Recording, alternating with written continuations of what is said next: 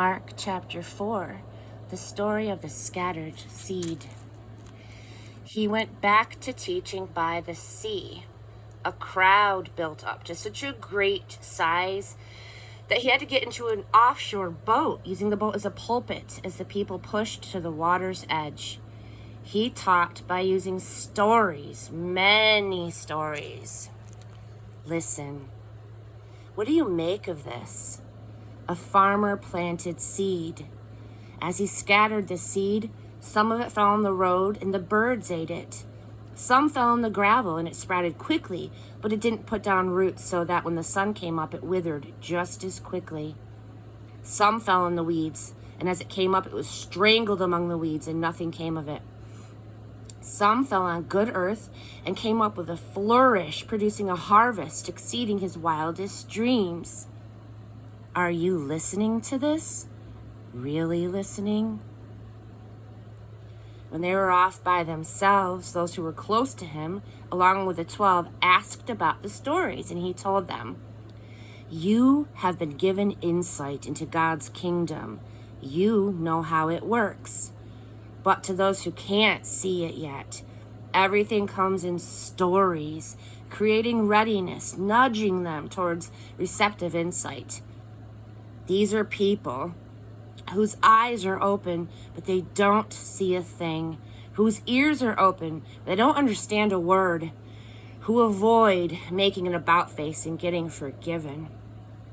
He continued, "Do you see how the story works?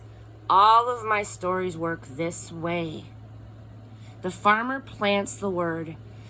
Some people are like the seed that falls on the hardened soil of the road. No sooner do they hear the word than Satan snatches away what has been planted in them.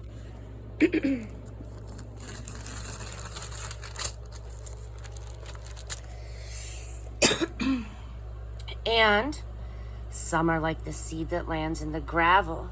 When they first hear the word, they respond with great enthusiasm.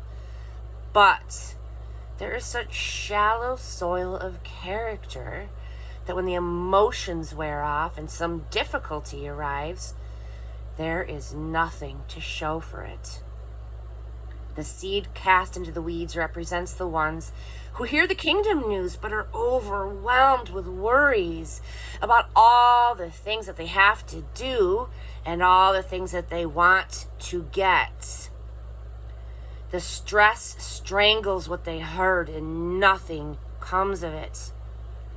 But the seed planted in good earth represents those who hear the word, embrace it, and produce a harvest beyond their wildest dreams. Giving, not getting. Jesus went on. Does anyone bring a lamp home and put it under a wash tub or beneath the bed? Don't you put it up on a table or on the mantle? We are not keeping secrets. We're telling them.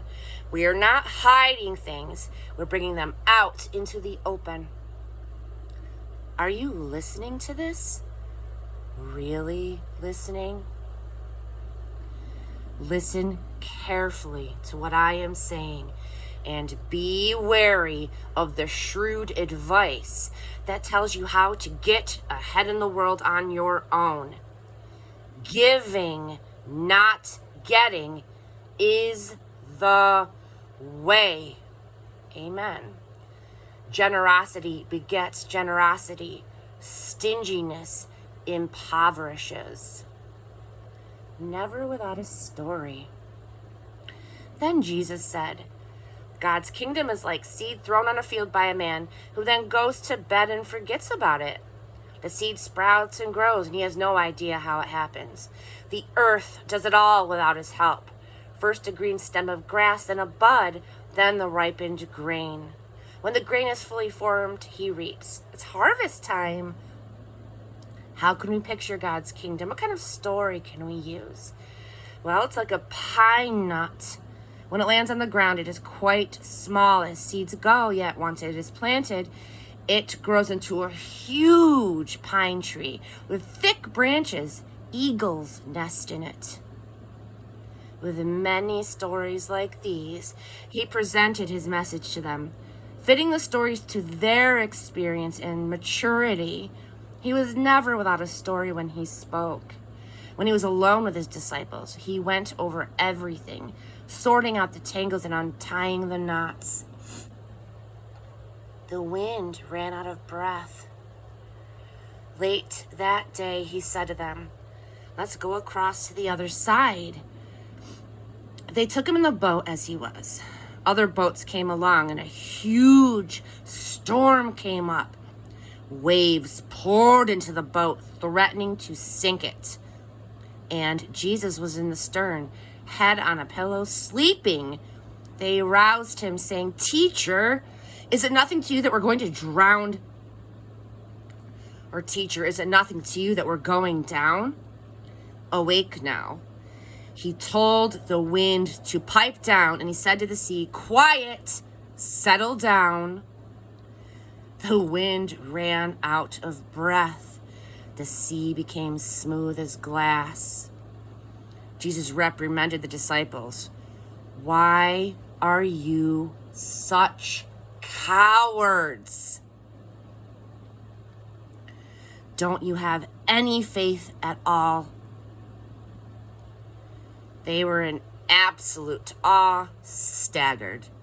"Who is this anyway?" they asked. Wind and sea at his beck and call.